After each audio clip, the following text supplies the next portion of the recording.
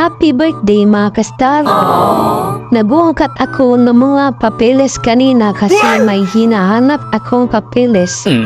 At di ko inaasahan makita ko ang mga ginuhit ko nung ako ay teenagers pa lamang. O nasa college pa lang ako. Kaya tuloy yung mga guhit ko nung nakaraang araw, mga kastar. Tingnan nyo naman, kilala nyo ba ang mga yan?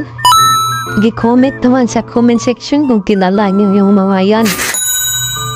Noong una, magaling akong gumuhit. Kaso ngayon, parang pasmado na yata yung kamay ko. Nanginginig na kapag naguguhit ako.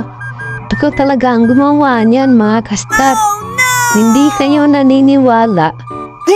Maniwala na lang kayo kasi wala kayong nagagawa. Ako naman talaga ang bida dito, mga kastar. Noong araw kasi, mga kastar, mahilig ako manood ng mga anime.